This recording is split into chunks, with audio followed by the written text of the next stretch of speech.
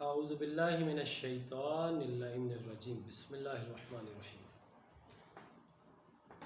تو مومنین و مومنات، آج اس سلسلہ تبلیغات کی دوسری کڑی، دوسرا پروگرام ہم آپ سے ڈسکس کرنا چاہ رہے ہیں، جو کہ بارگاہ کاظمیہ کاظمین لاہور نزد سوئے اصل، اس سے یہاں سے آپ سے مخاطب ہیں۔ کل ہماری بات یہاں پہ، پچھلے درس میں ہماری بات یہاں پہ اختتام پذیر ہوئی تھی کہ ہمارے پاس دلیل ہونی چاہیے کہ اللہ ہے۔ دیکھیں، اگر اللہ موجود ہوگا تو اس کی وحدانیت کی بات ہو سکتی ہے۔ سب سے پہلے تو اللہ کا وجود ہم نے ثابت کرنا، تو کل ہم نے پچھلے پروگرام میں یہ ثابت کیا ایک مثال دے کے کہ جو بندہ بارگاہ الہی میں جا کے اپنے خالق کو مانتا ہے اور اپنے مالک پر یقین رکھتا ہے، تو اس کے پاس یہ دلیل ہونی چاہیے کہ اللہ ہے۔ اگر آپ کہیں گے کہ ہمارے پاس دلیل نہیں ہے تو پھر فائدہ کیا؟ دہریہ جو ہے وہ عقیدہ نہیں رکھتے اللہ پر، وہ خدا کو نہیں مانتے۔ دہریہ نہیں مانتا، اس کے پاس خاتون نے جواب دیا کہ تیرے پاس عقل نہیں ہے۔ آج ہم ایک اور دلیل پیش کرتے ہیں کہ دیکھیں، وہ دلیل تھی کہ پورا چرخہ چلانا بند کر دیا اور پھر کہا کہ جب یہ ایک چھوٹا سا چرخہ جو ہے وہ بغیر چلانے والے کے نہیں چل سکتا، تو پھر اتنی بڑی کائنات جو ہے وہ بغیر چلانے والے کے کیسے چلے گی؟ لہذا آج دیکھتے ہیں کہ مثلا آپ ڈاکٹر کے پاس جاتے ہیں، آپ یہی کہتے ہیں نا کہ دہریہ یہ کہتا ہے کہ میں اللہ کو نہیں مانتا اس لیے کہ اللہ نظر نہیں آتا۔ جب وہ نظر ہی نہیں آتا تو وہ کیسے میں مانوں کہ وہ ہے؟ تو لہٰذا اس کے جواب میں ہم دلیل دیتے ہیں کہ آپ ڈاکٹر کے پاس جاتے ہیں، آپ جا کے اسے کہتے ہیں کہ مجھے یہاں پہ ہاتھ پہ درد ہے، ہاتھ میں درد ہے، تو کیا ڈاکٹر آپ کو کہے گا یا درد نکال کے دکھاتا ہے، یا آپ اس کو نکال کے دکھاتے ہیں کہ یہ درد مجھے ہو رہا ہے، اس کو آپ جو ہے وہ سائڈ پہ رکھ دیں، یہ نکال دیں؟ کیا کبھی درد نظر آیا؟ نہیں آیا نا۔ جب درد نظر نہیں آتا تو ہم مانتے ہیں کہ وہ ہے۔ اسی طرح میں کہتا ہوں کہ دیکھیں، عقل جو ہے وہ نظر آتی ہے۔ کوئی بندہ کہتا ہے میں بہت عقل مند ہوں، بڑا سمجھدار ہوں، تو آپ اسے کہیں کہ بھائی یہ عقل ذرا مجھے دکھاؤ تو صحیح، کیا عقل وہ دکھائے گا؟ نہیں دکھا سکتا نا۔ تو کیا عقل بغیر دیکھے آپ نے مان لی؟ درد کو آپ نے بغیر دیکھے مان لیا؟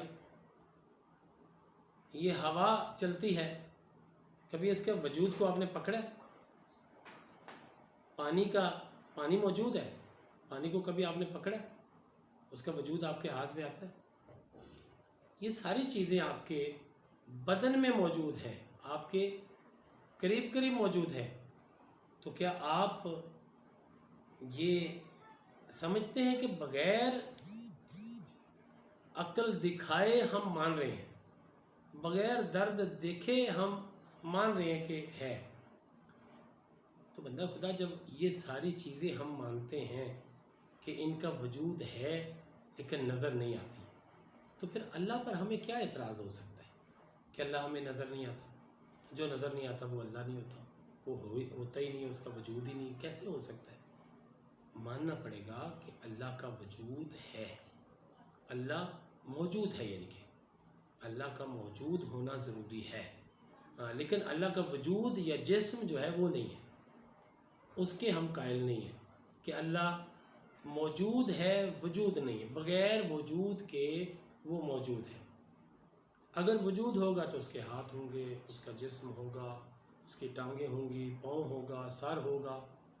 تو یہ بالکل غلط طریقہ ہے کہ جس کی ہم بھرپور مذمت کرتے ہیں، کہ کہتے ہیں کہ روز قیامت ایک تخت لگا ہوگا اور تخت پر اللہ بیٹھا ہوگا اور کھسا پہنا ہوگا، بڑی سی پگڑی پہنی ہوگی، ہاتھ میں ڈنڈا ہوگا، اور وہ دوزخ کہے گی حل من مزید، مجھے اور کچھ دو، تو اللہ جو ہے وہ سب کو دوزخ میں پھینک دے گا۔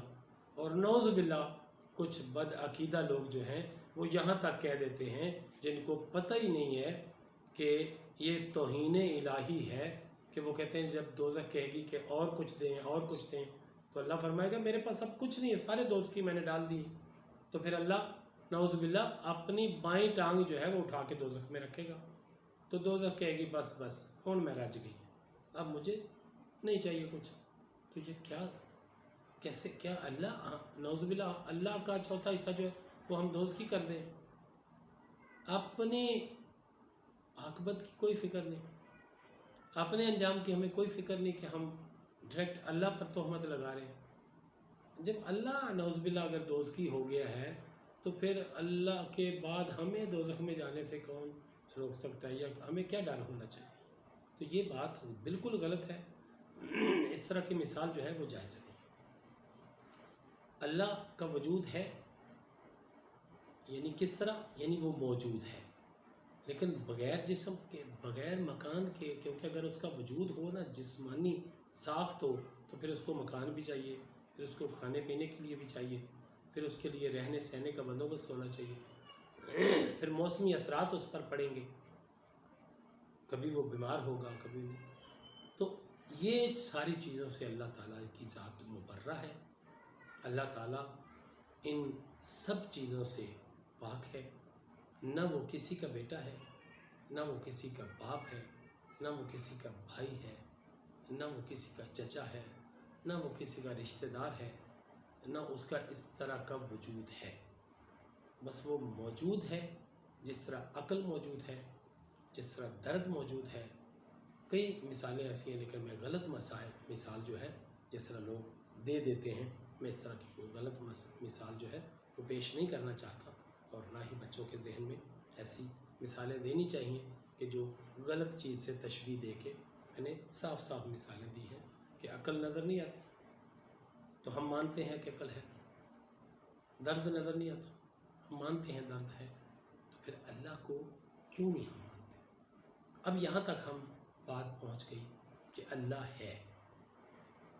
اگر مزید کسی کو کوئی دلیل چاہیے ہو، خود اپنے سے بنا لیں، اور یا ہم سے رابطہ کر کے مزید پوچھے کہ اللہ کے بارے میں اور کس طرح کے دلائل ہمارے پاس ہونے چاہیے۔ یہ تو ایک عام فہم بات ہم کر رہے ہیں تاکہ ہر کسی کو آسانی سے سمجھ آ سکے۔ اب بات کرتے ہیں کہ اللہ ہے، وہ موجود ہے۔ اب جب وہ موجود ہے تو پھر دیکھنا یہ ہے کہ کیا اللہ ایک ہے یا اللہ دو ہے؟ دو سے زیادہ تو مانا ہی نہیں جا سکتا، زیادہ سے زیادہ اللہ ہوں گے تو کیا فائدہ ہوگا؟ ایک اللہ ہے یا دو ہے؟ اگر دو ہوئیں تو پھر کیوں؟ کیا اس کی کوئی دلیل ہے کہ اللہ دو ہے؟ جو بندے کہتے ہیں کہ اللہ دو ہو سکتے ہیں، یعنی شرک کرتے ہیں، مشرک اگر کہتا ہے کہ اللہ دو ہیں تو ہمارے پاس دلیل ہونی چاہیے کہ اللہ دو نہیں ہیں۔ کیوں؟ اس لیے کہ دیکھیں اگر اللہ دو ہیں تو پھر ایک اللہ یہ کہہ سکتا ہے کہ دیکھیں میرا موڈ یہ ہے کہ آسمان کو نیچے ہونا چاہیے، دوسرا کہتا ہے نہیں میرا ذہن تو یہ کہتا ہے کہ آسمان نیچے اوپر ہونا چاہیے، اختلاف پیدا ہو جائے۔ جب اختلاف پیدا ہو جائے گا تو اللہ کی ذات میں کوئی اختلاف نہیں ہے۔ آپس میں کیا مصیبت ہمیں پڑی ہے کہ ہم اللہ کو اللہ سے لڑا رہے ہیں کہ دو اللہ ہیں جی، وہ آپس میں لڑیں گے، ہم تماشا دیکھیں گے۔ یہ طریقہ کار ٹھیک نہیں ہے۔ ہمیں ماننا پڑے گا کہ اللہ دو نہیں ہو سکتے، اللہ ایک ہے۔ اگر دو ہوں گے تو پھر دونوں کا بایو ڈیٹا سامنے لانا پڑے گا اور ہمیں بتانا پڑے گا کہ ایک اللہ ایسا ہے، دوسرا اللہ ایسا ہے، اس کی ساخت یہ ہے، اس کی ساخت یہ ہے، اس کا مقام یہ ہے، اس کا مقام یہ ہے، وہ آسمان کا ہے، یہ زمین کا ہے. تو لہذا یہ بڑے مسائل کھڑے ہو جائیں گے، بہت زیادہ الجھنیں پیدا ہو جائیں گی. لہذا ان الجھنوں کو برباد کرنے کے لیے، ان الجھنوں کو ختم کرنے کے لیے خالق نے خود فرمایا ہے کہ وہ بندہ جو مشرک ہے، جو اللہ کی دوئی سمجھتا ہے، یعنی اللہ میں دوئی سمجھتا ہے، یکتائی میں دوئی سمجھتا ہے، وہ مشرک ہے. اور اللہ تعالیٰ ہر چیز کو معاف کر سکتا ہے، لیکن شرک جو ہے یہ ظلم عظیم ہے. شرک کی کوئی معافی نہیں ہے، مشرک کی کوئی معافی نہیں ہے. لہٰذا ہمیں ماننا پڑے گا شراکت داری جو ہے وہ اللہ کی ذات میں نہیں ہے. اللہ فقط یکتا ہے، احد ہے، وہاں پہ دوئی نہیں ہے، وہ ایک ہے. ٹھیک ہے، یعنی توحید عقیدے کی پہلی کڑی، پہلا عقیدہ اور پہلی اصل، پہلا اصول یہ بتایا ہم نے کہ اللہ ایک ہے، احد ہے. احد ہے توحید، یعنی اللہ ایک ہے، یہ ہے توحید. سب سے پہلے تو اس بات پہ ہمارا آج بات ہو گئی کہ اللہ کی ذات جو ہے اس میں شراکت نہیں ہے، وہ فقط ایک ہے. اچھا، یہاں پہ ایک چھوٹی سی مثال اور دیتا جاؤں. جو بیوی ہے نا، بیوی کسی بھی شوہر کی بیوی ہے، تو اللہ تعالیٰ نے فرمایا کہ رسول خدا فرماتے ہیں کہ اگر حکم ہوتا عورت کے لیے، تو یہ بہت بڑا حکم ہے جو رسول خدا فرما رہے ہیں کہ اگر حکم ہوتا کہ کسی اور کو سجدہ جائز ہوتا تو عورت جو ہے وہ اپنے مرد کو سجدہ کرتی. اچھا، عورت کو کہا گیا ہے کہ یہ تیرا مجازی خدا ہے. آپ اپنے معاشرے میں دیکھیں، ہر عورت سے یہ کہا جاتا ہے کہ بیٹا اپنے گھر جا رہی ہو تو اپنے مجازی خدا کا خیال رکھنا، اس کا احترام کرنا. اچھا، مجازی خدا، عورت کے لیے کتنے شوہر جائز ہیں؟ ایک. کیا دو عورت کے لیے دو شوہر ہو سکتے ہیں؟ جبکہ مرد کے لیے 4 عورتیں جائز ہیں. مرد کے لیے عورتیں 4 ہو سکتی ہیں، لیکن عورت کے لیے مرد ایک ہے. یعنی جو اللہ مجازی خدا میں دوئی پسند نہیں کرتا، وہ حقیقی خدا میں دوئی کیسے پسند کرے گا؟ لہذا اللہ تعالیٰ کی ذات جو ہے مجازی خدا میں بھی 2 مجازی خدا اس کے بارے میں نہیں ہے، اسے پسند نہیں ہے. عورت ایک ہے، اس کا شوہر بھی ایک ہی ہونا چاہیے، تبھی اس کی نسل جائز ہوگی، تبھی اولاد جائز ہوگی. ورنہ پتہ نہیں چلے گا کہ یہ نطفہ حلال ہے یا حرام ہے. دوسرا کوئی بھی اس کے قریب جائے گا تو وہ حرام ہوگا. لہٰذا حرام ہے مجازی خدا میں دوئی پیدا کرنا، یہ حرام ہے. تو جب مجازی خدا میں دوئی نہیں ہو سکتی، 2 نہیں ہو سکتے مجازی خدا، تو پھر حقیقی خدا جو ہے اس میں دوئی کیسے برداشت ہو سکتی ہے؟ اگر آپ ایسا ہم کریں گے تو پھر یہ ظلم عظیم ہوگا، یہ شرک ہوگا، اور مشرک کی کوئی نجات نہیں ہے. مشرک کے لیے کوئی معافی نہیں ہے، مشرک کے لیے کوئی توبہ نہیں ہے. اس کو جتنی مرضی وہ باتیں کرے، جب تک وہ شرک نہیں چھوڑتا اور توبہ نہیں کر لیتا، آگے خدا کی مرضی ہے، وہ معاف کر دے. وہ تو بڑا رحیم ہے، رحمان الرحیم ہے، وہ معاف کر سکتا ہے، غفار ہے، کریم ہے. لیکن اس کی ذات یہ پسند نہیں فرماتی کہ اس کی ذات میں شرک کیا جائے. لہذا شرک جو ہے وہ انتہائی برا فعل ہے، کبھی فعل ہے. آج ہم نے توحید کے بارے میں بات چیت کی ہے، اور توحید پر ہی ہم مسلسل 2 اسباق میں 2 لیکچرز میں ہم نے بات کی ہے.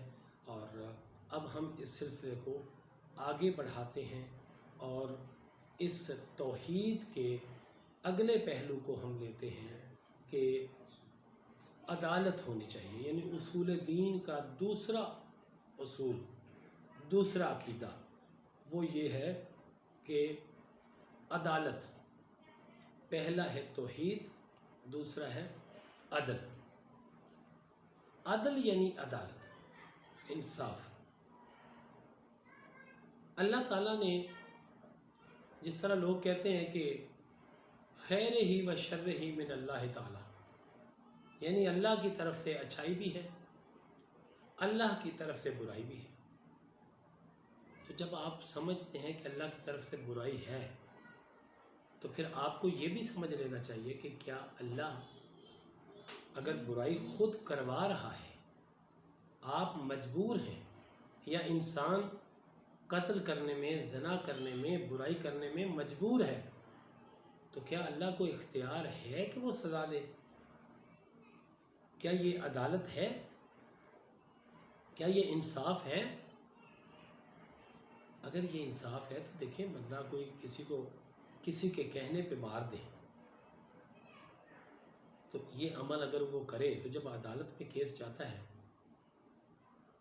تو کتنی چھان بین ہوتی ہے کہ اس کو اسلحہ کس نے پکڑایا، اس کے ساتھ، یعنی جو اس سے بندے سے کام لے رہا ہے سہولت کار ہے، یا وہ جس کا وہ اعلیٰ کار بنا ہے، کام کیا اس نے جس کے کہنے پر، اس کو بھی اتنا ہی مجرم قرار دیا جاتا ہے جتنا مجرم سزا پانے والا، یعنی کام کرنے والا، قاتل سے قتل کروانے والا بھی قاتل ہی ہوتا ہے، قاتل کا ساتھ دینے والا بھی قاتل ہوتا ہے، ظالم کا ساتھ دینے والا، ظالم کے آگے چپ رہنے والا بھی ظالم ہوتا ہے۔ ظلم جہاں ہو رہا ہو وہاں آواز بلند کرنی چاہیے، اس کے خلاف ہمیں بولنا چاہیے، اور قاتل کا ساتھ نہیں دینا چاہیے، مقتول کا ساتھ دینا چاہیے، جس طرح کہ اللہ تعالیٰ نے لا یحب اللہ الجہر بالسوء، یعنی چھٹے سپارے کی پہلی آیت، جس میں اللہ تعالیٰ فرما رہا ہے کہ اللہ تعالیٰ رونے پیٹنے کو پسند نہیں فرماتا، مگر اگر مظلوم کے لیے رویا جائے تو اسے اللہ پسند کرتا ہے، یعنی فقط مظلوم کے لیے رویا جائے تو اسے پسند ہی ہے۔ تو پھر حسین علیہ السلام سے بڑا مظلوم کون ہے؟